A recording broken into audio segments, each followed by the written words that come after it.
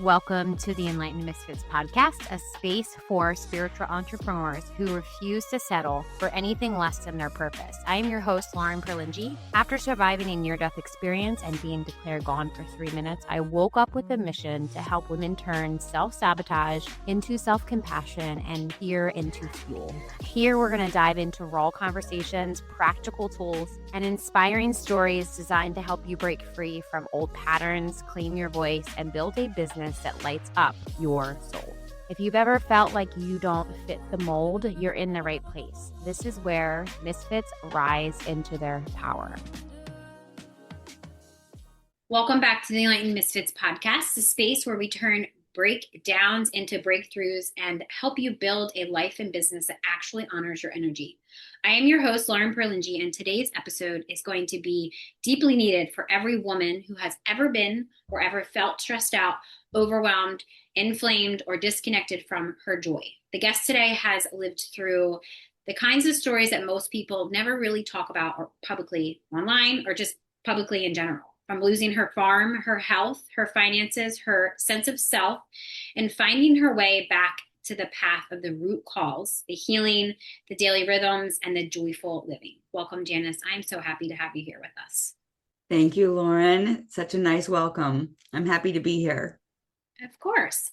So I know that I told a little bit about your story, but I want to hear more about your story and your journey and how you got to where you are today. Absolutely. And aloha from Maui, everybody. And that's Gracie back there. So hopefully you can see her. She's part of the group. She's got to be near me at all times. So aloha from Maui. It is 7:38 here in the morning, very early. And I'm grateful to have this opportunity to share, because when I share, I find so much healing for myself as well. So I have been an entrepreneur for 38 years. Sometimes when I say that, I just can't even believe it, because along the way, there's been a lot of times where I felt like giving up. But I grew up in Los Angeles, in Beverly Hills, with three parents, really. I had a stepmom that were all very entrepreneurial and lived that lifestyle. And so that just seemed like the norm for me. You know, having a 9-to-5 never really fit into my wheelhouse. Even though I did have some as I was growing up, I had some really fun, exciting jobs. I got to work in New York City and do flowers for the Today Show and different shows that were on TV, soap operas and things, and different clubs. I loved it. I loved being creative with flowers. And I got to work in retail on Rodeo Drive, selling beautiful clothes to very wealthy celebrities, and experienced what that was like. And I've had jobs, so I definitely know the difference between being an entrepreneur and working for myself or building someone else's dreams. So when I became pregnant with my child, I always knew I wanted to be an involved parent. I wanted to teach them where their food came from, and I wanted to live a more simple life than I had lived growing up in the city. So my husband and I, in 1998, we bought a 100-year-old farm in Central California. And we had a real vision to raise the kids in a lifestyle that was new to me and very exciting, and to understand the dynamics of food. And we just had a blast. We had a vision to create a lavender farm. And we started with a blank canvas, an empty field. And over about 14 years we were there, we created just a beautiful farm. We had 14,000 lavender plants, and we welcomed the public every single day. We were a bed and breakfast as well. Wow. That was before Airbnbs had become popular. And I loved it. I was the lavender lady. We had many retreats. As you can imagine, people loved painting there and taking photographs there. So it was a magnet for artists and creative thinkers. Every day we would welcome people and take them on tours around the fields and show them whatever we were working on at that season. So I learned a lot about what it was like to propagate, plant, tend, harvest, distill, bottle, label, market, and sell. It was a whole process, labor of love. And we learned so much about the healing power of plants. And I would teach people about how lavender as an adaptogen could help them adapt to stress, And it was just so beautiful to use it on your skin, your hair. We also offered lavender cookies, lavender lemonade, and really taught people that lavender is a cousin to rosemary in the mint family. So it's delicious to eat. It's also great in your hair and your skin. And I loved it. I was the lavender lady, as I said. I taught Pilates there, and we did a lot of healing retreats, wellness events. And it was really what I thought was going to be my whole life. I raised my family there, and pretty much it was like another child because we created it. So in 2008, I won Business Person of the Year there in our small town for bringing an industry that had never existed before there. And it was really in alignment with the wineries and the goat cheese and the whole bounty of the county tours. I loved it, loved it, loved it. And felt just like at the top of my game, and I really had found success. And I was working really hard. And in 2009, right after we got approved for a loan from the USDA to take it to the next level, meaning getting barcodes and getting out there and maybe into Whole Foods or something, we decided to go on our first vacation in 3.5 years. On my husband's 60th birthday, I stepped in a hole. And when that happened, my whole life changed in an instant. It just sounds so simple. I stepped in a hole. Oh, wow. Well, that led to 5 days in the hospital and a series of multiple surgeries to save my leg. I shattered my tibia and broke my fib in half. It was a major, major traumatic experience. I'm allergic to morphine and different, things that they give you for pain. So I was in a lot of pain. Within a year, I had released, I say released, but we had to give up our farm. We sold it short. We were part of that whole recession time of 2008 and 9. You might be too young to remember it, but I think you do. It was really, I remember. it was not good. And we had what they called a jumbo loan because we had really utilized the equity to build the business. And we were just poised to really take it next level. We'd been making some really good money. And so anyway, I came to later realize, of course, this was a wake-up call, because when I was back in my farm after the surgeries and everything, laying there recovering, wondering what had happened. Why did this happen? Why did I break my leg? I heard loud and clear in my mind my own voice saying over and over, I need a break. I need a break. I need a break. I need a break. I need a break. And all of a sudden it dawned on me, for the prior 6 months to the accident, I had been saying multiple times a day, I need a break. We hadn't had a vacation in a long time. I was working really hard to get that USDA loan. And I was open every day. I didn't really understand that the kind of person that I am, I need rest.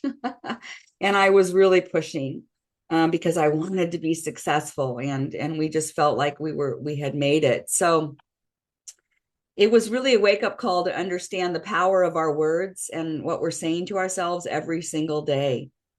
And I really also realized that I went into a deep depression because I felt like I had failed.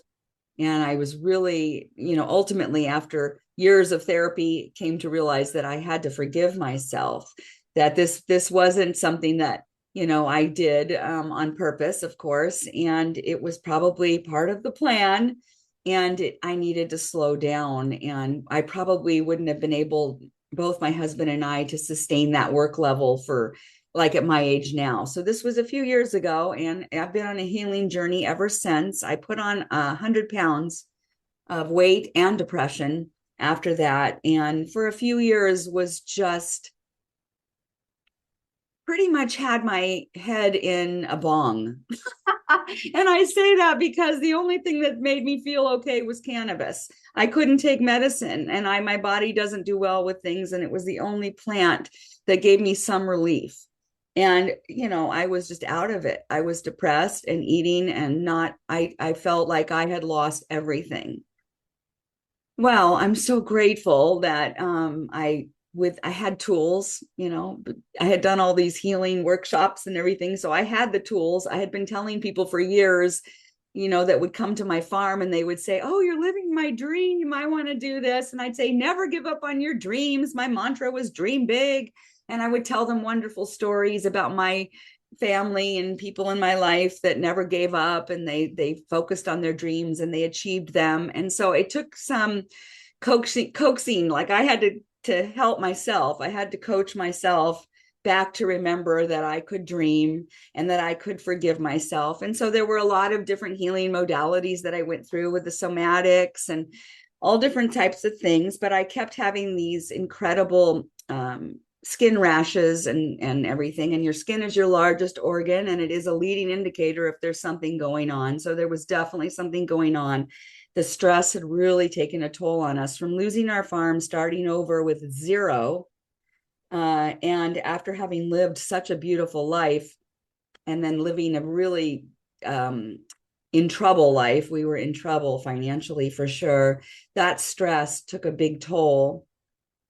And so finally, after one of the skin rashes, I was at the doctor's office and we had been on 4 rounds of antibiotics to get rid of it. And after I finally got rid of it, she said to me, "You've got to lose at least 50 pounds, get on a good probiotic and build your immune system, or you're going to be on a lifetime of medications, and you don't like medications." And it just scared me. And then she just walked away. She didn't offer anything like, "Oh, and here's a really good nutrition program," or "Here's some ideas." Because if you don't take medicine, you're pretty much not in there.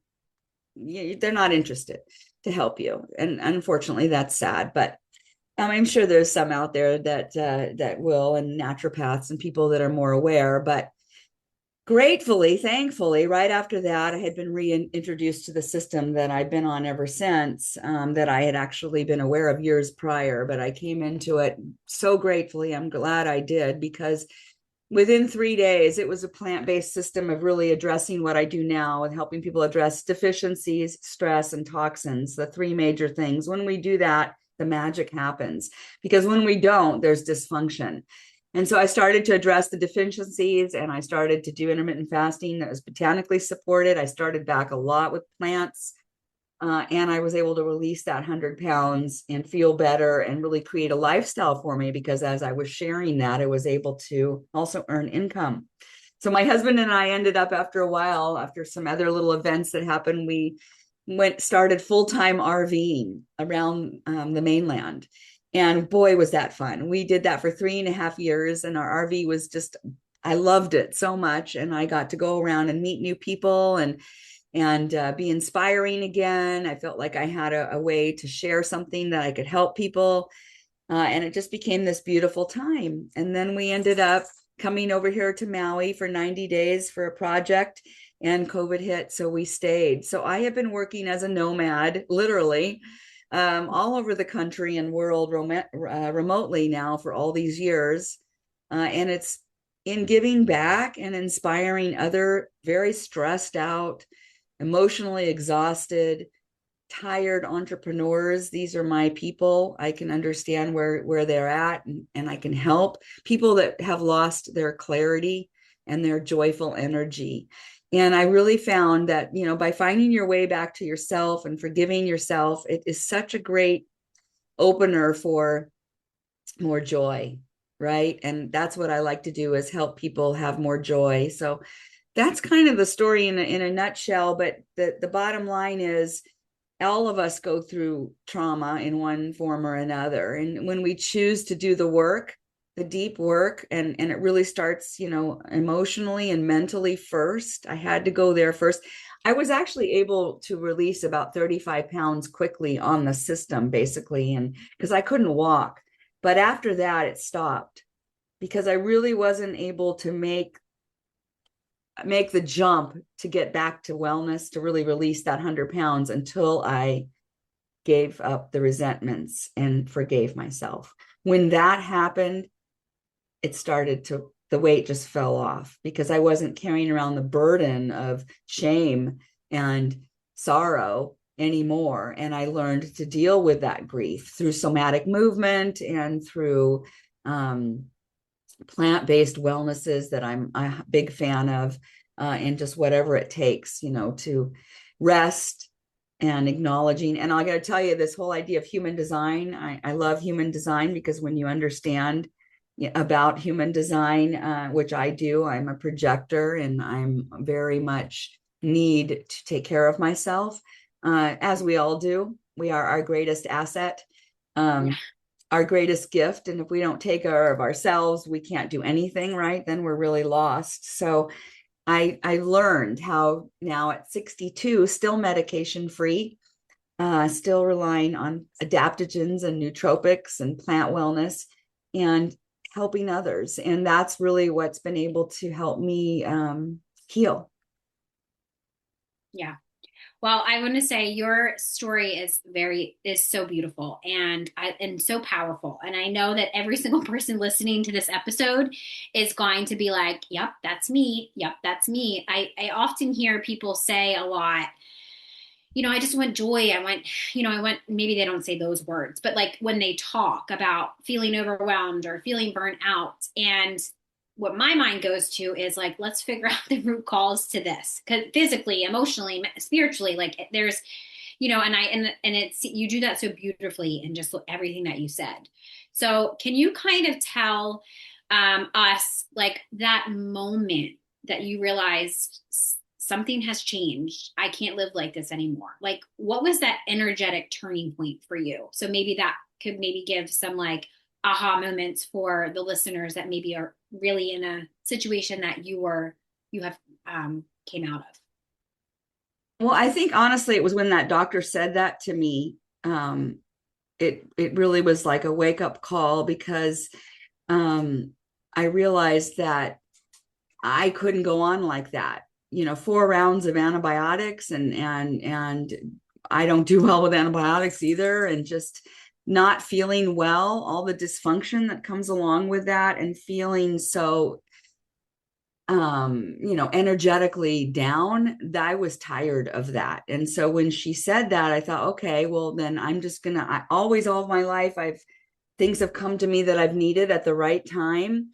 So I realized, okay, what I'll do is I'll just be receptive right now to how I can turn this around. I'd already been doing the work on my words. I mean, honestly, if there's anything you could do right now is to think about and listen to how you talk to yourself during the day, because you wouldn't believe how many times you say things to yourself, either out loud, right? Like, oh, I'm so sick of this, or whatever, inside your mind, that are sabotaging your success. So, and holding you back. So I really was working on my words already, but when that kind of hit me that I've got to lose this weight, I've got to feel better, I've got to figure this out, but I don't know how. And I let go and I said, I know that what I'm needing will come.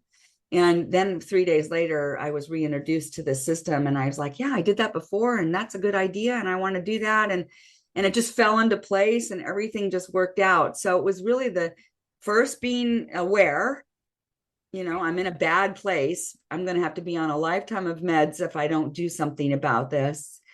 And then letting go of trying to control how that outcome is so that I can be open and receptive. And then utilizing the tools that we have. We've all been given tools, and I had a healthy toolbox basically. And so it was diving in there and trying to find that, recognizing the signs. I had a little trick I called the walk around the rim moments. For example, if something was going to trigger me or would trigger me, I would really think about, when you go down in that deep hole of depression where I've been, and if you've been there, it's very hard to get back out of it. It's like you're climbing and climbing. And I realized that I would be triggered, and I go, okay, I don't want to go down in that deep hole. So instead, I'm going to visualize walking around the rim of the hole all the way to the other side and then move forward. In other words, I'm acknowledging it, but I'm not going to go there. I'm going to walk around the rim. And so I would have a lot of walk around the rim moments where I was visualizing that, yes, I could choose to go down in there, but it'd probably take me a month or two to get back out. And so I'm going to just walk around the rim. So it's recognizing the triggers, which comes from being aware, first of all, of what's going on, and then making sure that you're taking care of yourself. I started to really take care of myself, put my self-care needs first. And bottom line, we're in the age of supplementation. So we supplement. We either get therapy or we're taking supplements or whatever. We're supplementing to support. And so I started supplementing and addressing the deficiencies. And then also the emotional and physical detoxes have really been helpful. in the process. But that self-love and finding that again through joyous activities that I liked to do. So I started swimming more at the ocean and painting and doing things that I really enjoy, that brought me joy, all while watching for the triggers and walking around the rim, right? So it's a constant juggle of all the tools, but it works when you work it. And then I think in also giving back for me and helping others and sharing my story. It's like I could have just been at the beach this morning walking, but I make it a point to do these a few times a week so that I'm hopefully touching someone's life out there that was like me, that was just so down and didn't think there was a way out. There is always a way out. There is always a solution. And as we focus on those, we find them. And that's why I mentioned the human design too. I think that has been a huge process in my healing to understand and self-forgiveness, because I was like, oh, that's why I'm like that. I don't have to talk negatively about myself because that's how I'm made. I'm made like that. And it may not be for everybody, but I can accept it and I like it. And so when we can find that out, it's amazing that you might go, oh, well, that's why I need a nap every day, or that's why I need this, So I love human design. Have you heard of it? I'm surprised you don't know that I know about it. That's literally all that I talk about. Like I'm like, and when guests like to talk about human design, there's not a lot of people that know about it. So when guests like to talk about it, I'm like, oh yeah, we're talking about it. Yeah, it's actually what saved my life too. I want to say there's other things, obviously, part of my story, but yes, it was the permission slip, because I think we talked about this offline or off the recording, that I'm a 6/2 emotional projector. So it was the permission slip that I needed to really, the questions that I always had for myself, or the questions I would ask other people of like, this is how I feel, through all of the, same thing, all of the tools that I had. Nothing was fulfilling until it found me 7 years ago, 9 years ago, and then it refound me again 7 years ago, because I wasn't ready to dive into it. And I've always been obsessed with astrology, so I always understood systems through that lens of like, I know this is not the truth. Like I can see the truth, I can see the bigger picture, but like, how do I get there? Yeah. That's exactly how I feel. I'm an Aquarius and I've been into that. I've always loved astrology. And so when people would tell me about human design in the past, I'm like, yeah, I know. I'm a manifesting generator. I figured I'm a manifester because I manifest things. But when I got into it and was like, oh my God, I'm like an intuitive projector. And there's only 20% of us projectors out there. And we are very different, but we do have, I'm not surprised you're doing podcasts and things like that, because we have to share, we have to make a difference. And when I realized that, and I really do operate on intuition, and I was like, wow, oh my gosh, that's just so, I had a beautiful reading. So now actually people who do a 90-day joyful reset with me, which is my program, I offer them a complimentary human design, because I feel like I would work with people for 90 days and we would spend the first 30 to 45, maybe like all of it, trying to deal with the limiting beliefs and the self-talk and all this stuff. And it was such a drag. And I thought, they could do so much better if they could just get to it right away. So I said, let's do a human design for them right away. And it's really helping, because then people can get into it and have their results faster and ditch that negative self-limiting talk, because we are all made so uniquely and beautifully. And there's something so special about all of us. And when we can express that, it's so much more fun for all of us to get together and play. Yeah. Because we're being ourselves and we're happy and we're smiling. I love that. That's great. I didn't realize that, but that's good to know, and makes sense that we're both projectors. Yeah. Yeah. Is your son an Aquarius? No, my son's a Gemini. My daughter is a Virgo. My mom was an Aquarius. Oh no, I'm sorry. Your son in astrology. So like your sun, moon, in astrology. Sun and moon. Okay. Oh, sun and moon. Okay. So my moon is Pisces, my rising is Pisces, and my sun is Aquarius. So we're both Wow. Aquarius suns. When was your birthday? When's your birthday? My birthday is February 7th. My mom was February 6th. Oh. I'm January 25th. Okay, so you're a January Aquarius. Okay. Yeah. I am. But Yeah. I love astrology. Just I believe that, there's something to say about being born at that time and how the planets were and all of that. So I think it does help us to really have that understanding. And I believe it's played a role in my healing. Now, I broke my leg a long time ago. I've been on this healing journey for years, and I only did the human design just not too long ago.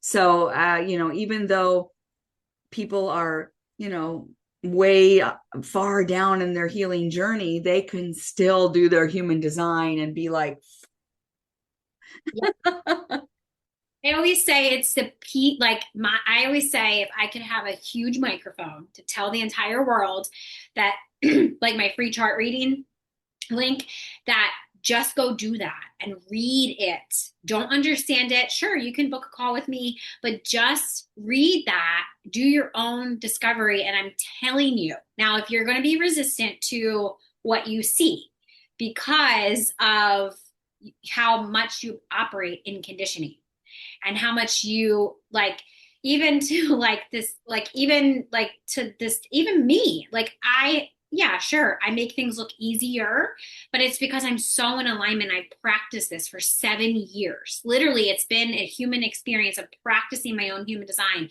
and then teaching what I learned. I'm not saying that I know everything about human design, but I intuitively read charts. I'm not like the other readers of like getting certifications, doing things that by the book. I never claimed to be a certified reader because I don't feel like that is necessary. I just feel like you need to have a good understanding. You need to know who you're reading from, like if you're getting a reading from. But I always say just trust yourself and be, people feel it in their body if that person's for them or that person's not for them, and just listening to that.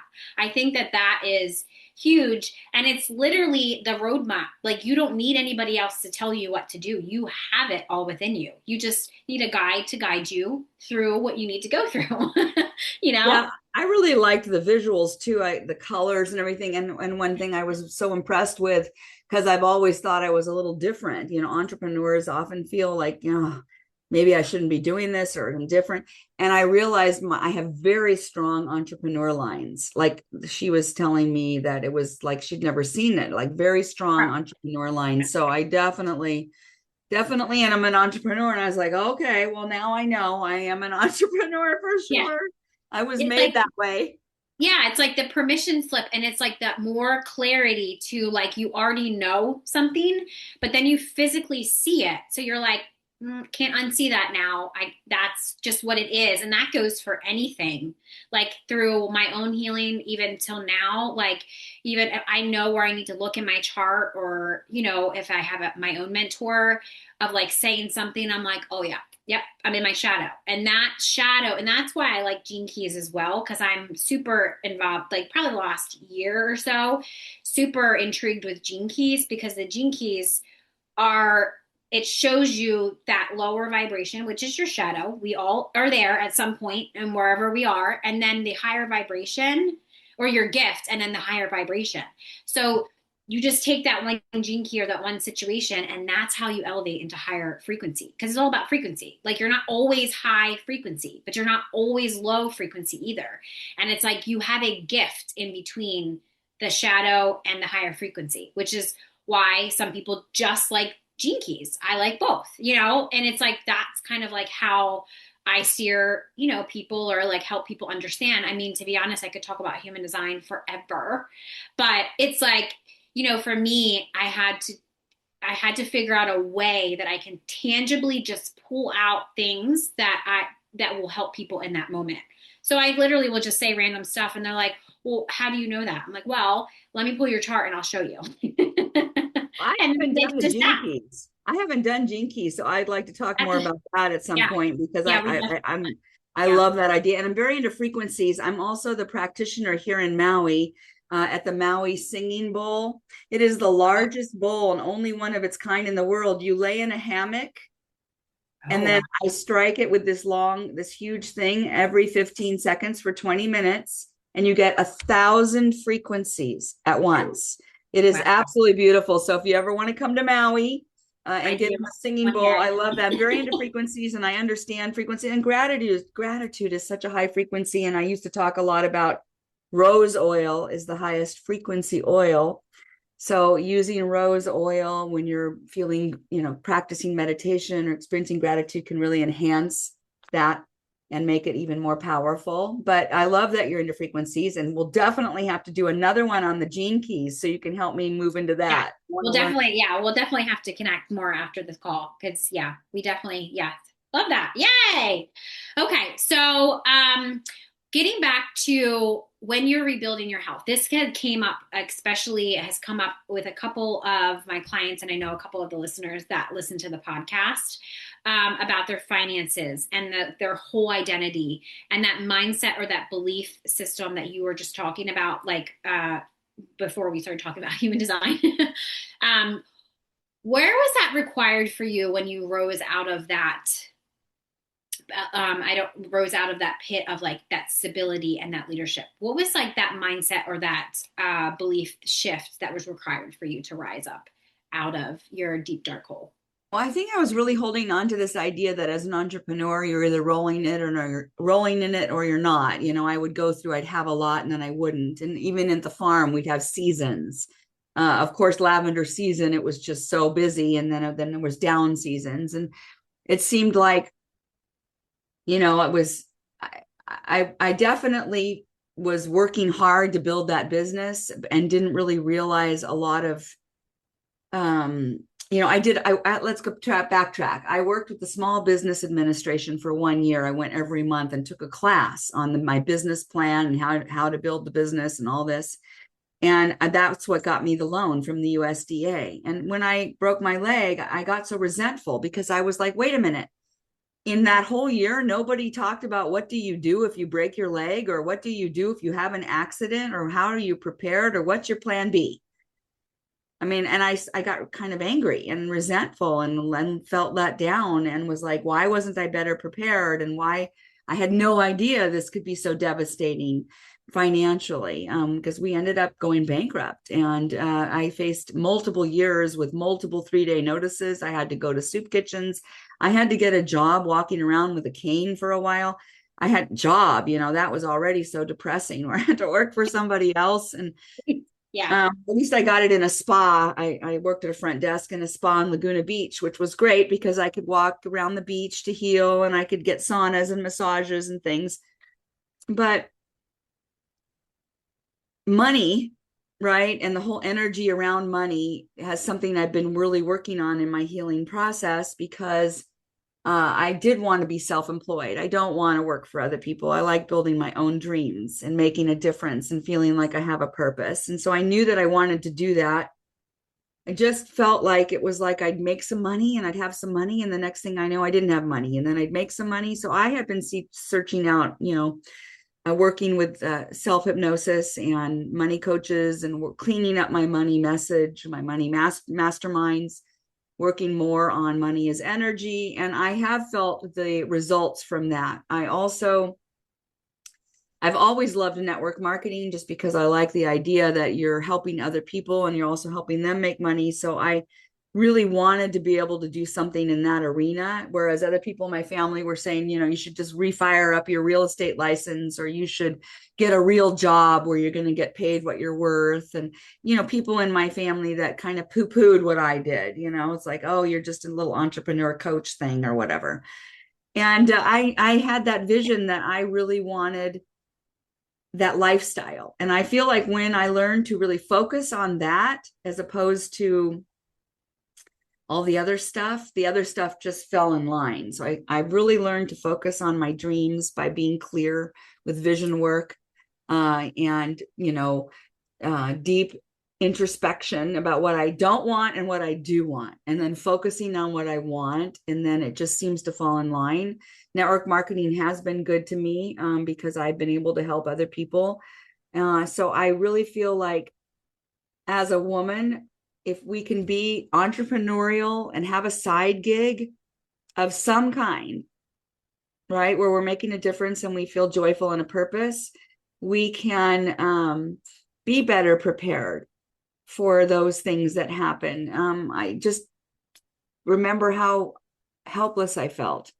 And it was interesting too, because when I started my lavender farm, I was one of the first members of Young Living years ago.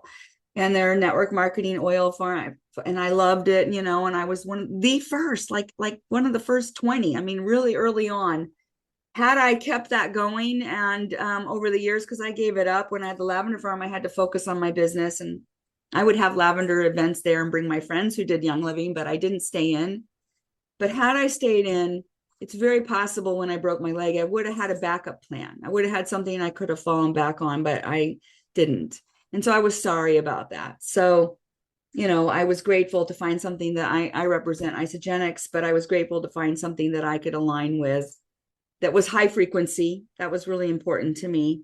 And would get results. So, you know, also physically getting the results of clearing up myself mentally with the adaptogens and the nootropics and the protein. I was definitely not getting enough protein. I mean, I need 140 grams of protein a day to be alert and to function. And I was definitely not getting that. And so starting to get the nutrition that I needed, and the minerals and the electrolytes and the vitamins, I started to light up. And then once I could feel it, then I could connect to that vision. And for me as a projector, I'm not supposed to go chasing business. I'm supposed to just be being me and shining my light. And those that will relate to me will and are in alignment with that will want to know more. And that's how I'm supposed to work. And so just having that, like, oh, no wonder I don't really like working 8 hours a day. No Yeah. wonder I don't like the grind. You know, I'm not a hustler. And that's why the lavender farm works so well. I mean, people would show up and I'd just be doing my thing and they'd walk around and we'd have fun. They'd spend an hour telling them stories and then they'd give me money and leave. And it was just so beautiful. That suits me. That's a perfect thing for me. So I've been kind of wanting, my vision and my dream now is to have a place where I could have more of a sanctuary for people to come. I like doing retreats and things. And I have a little bit of a vision for something new, but we'll see how that unfolds. Things have just changed. I've noticed in the last couple of years, it's just like you figure it out and then something else, and then you figure it out and something else, something else, something else. It's just all these things coming at us. Yeah. I've really had to ground myself, back up a little. And I had another wake up call in September. I went to an event in Denver with Isogenics, and then I went back to Portland with my daughter. And the night I got back, I came down with the flu. And I haven't had the flu like that in 30 years, and I don't get sick, and I don't know what happened. But I think I had been pushing again. And that flu took me out for 8 weeks. I ended up spending 3 weeks in Portland at my daughter's house where she took care of me. And I think probably I liked that in some small way. It was nice. But then I finally felt well enough to fly back to Maui. And it was another month at least to get my bearings. And it was a wake up call. It was like, I've got to remember, I don't have to hustle so hard. I don't have to push. I need to relax. I need to take care of me. And so it's funny how we get things, we figure things out and then we have to figure them out again in some other new way. But that's the process. That's the human experience. I mean, I remind myself, I'm grateful I can walk with 2 legs through this, you know, because it could have been a lot different. And I was talking to somebody yesterday, and intuitively the message came to me to tell her, because she'd been telling me she was going through some stuff. And I often don't even need to hear about what the stuff is because it's all the same, really, in reality. And I said to her, I got this message that whatever you're going through, don't let it dim your light. And that's what happens, is that we're all going to go through it. But if we can keep shining our light, right? And I've had my light dim a few times. But if we can find our way back to that light, and that light is being who we are, what our purpose is, what our passion is, how we can make a difference, and find it so that we can be in the flow. And she looked at me and she said, well, how do I do that? And I said, more gratitude. And it's just really what it is. And sometimes people are like, well, I have nothing to be grateful for. Well, I can remember being grateful for clean sheets and just, oh, I love these sheets and I love great clean sheets. So I have really a practice of gratitude that I think is what helps me to stay in the flow. Yeah. And I feel like that's a huge reminder for everybody listening. For me too, because I almost, I kind of spiraled back. Well, I didn't allow myself to spiral back into that place, but all I heard was you need to be more grateful because the universe will take away the things that you keep saying that you want. And I was like, oh my God, it must have been my higher self, Scott, whoever was talking to me.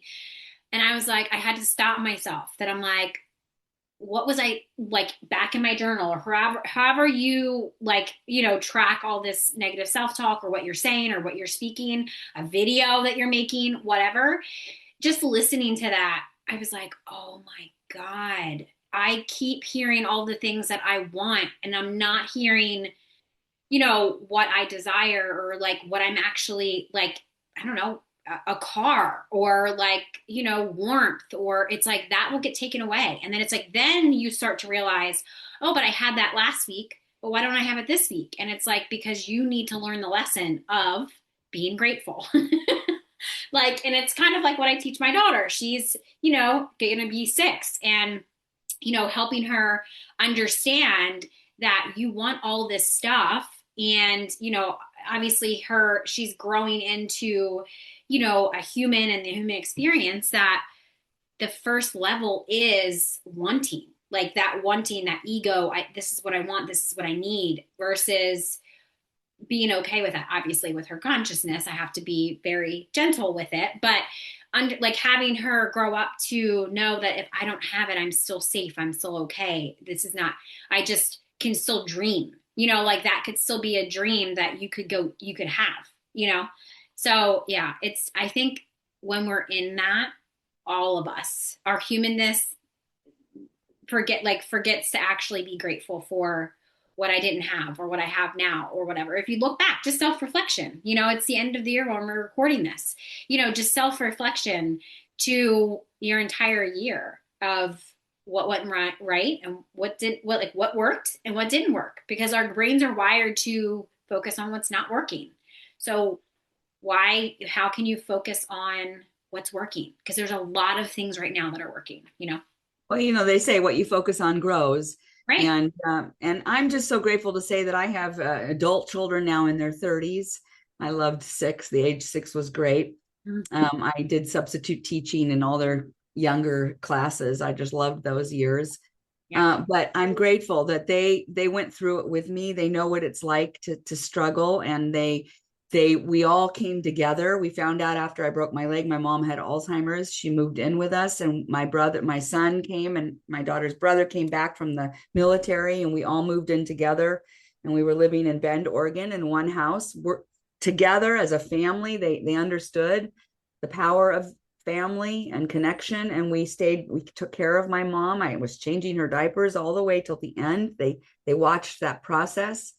Yeah. Hopefully they'll do the same for me. But I'm grateful. I think, those hardships, because I had to move when we lost the farm. My daughter was in her junior year and she'd grown up with all those kids, and we had to move down south in Southern California and leave all her friends. And she had to do her senior year in a new school. That was no fun. I felt really bad about that. I felt like, oh my gosh. Now when I look back on it, all these things that we experienced together as a family made them stronger, made us stronger as a family. They learned so much. They learned that they can handle things. They learned what to do to look for solutions. And they definitely learned that what you focus on grows, because we had to focus on healing and getting better and coming together. So I think what you're doing to raise your daughter in a conscious way is it's the best job that we can have, really. It's the only job I want. Right. And I And have it's 4 the hardest grandkids job. now. Yeah, I'm like, and it's the hardest. It is. It's the hardest thing that I'm like, motherhood is the hardest hood to be in, to be honest. But Well, it's gonna force you to grow for sure. yeah, yeah. And And I have he was my Yeah, she was my why. She was the reason why I started healing. And then until I became the reason. She's obviously still a huge part of my why, but now I'm also just as important, to, and like my mission here and like me, like, because that's, basically what I'm all about. Everybody matters. You matter. It was my turning point through my story too, of why everybody matters. It all matters. Every part of your story matters. It's the reason why I have a podcast, because you matter, your story matters. So before we wrap up, can your journey is such a testimonial of resilience. And if you could speak to every version of yourself, that inflamed part, that exhausted part, that bankrupt part, the losing hope part, what would you tell her now? Oh, I tell her all the time. I would tell her I love you so much and I'm so grateful for you. And I often, I mean, I see this as my human suit that I'm wearing in this lifetime. And from things that I've learned and studied, I believe that we keep coming back in different experiences until we learn what we need. And so this is the one I've chosen for this one, and I love her. And I tell her that all the time and how grateful I am for her. So all of it brought me here, and I'm grateful for all of it. Thank you so much for bringing all of your wisdom and everybody listening to this powerful conversation. If you felt that your shoulders dropped, you can breathe a little bit deeper, or maybe just a small spark of hope returned. That's your body remembering what joy feels like. And Janice showed it so beautifully through everything that she shared. Literally living proof. If you're watching this over on YouTube, you can see it. It's never too late to rebuild your health, your wealth, and your sense of self. And that real transformation, like she said earlier, begins when we stop masking those symptoms and finally addressing that root cause to everything. So make sure you check out her links below. If you're listening to this, below in the show notes, or if you're watching this over on YouTube, check out all of her links below to connect with her over on YouTube in the description box. And I would like to invite you in to the Enlightened Misfits Sisterhood, my community for spiritual entrepreneurs rising into their purpose. You can connect with me on Instagram over at the Mermaid Light, or check out all of the links below in the show notes. And this is just a gentle reminder again to make sure that you subscribe to the podcast so we can bring on more amazing guests, and share this episode with somebody that you feel that would gain knowledge from listening to it. I hope you have an amazing rest of your week, and I will see you next week. If today's episode spoke to you and you're ready to rise with support, I'd love to invite you in to the Enlightened Misfits Sisterhood, a sacred community for spiritual entrepreneurs to heal, grow, and lead with purpose. You can join us by using the link below in the show notes, or connecting with me over on Facebook or Instagram at The Mermaid Light. If you loved today's episode, subscribe, share, and leave a review. This helps support us reach more women who are ready to rise. Remember, your journey isn't about fitting in.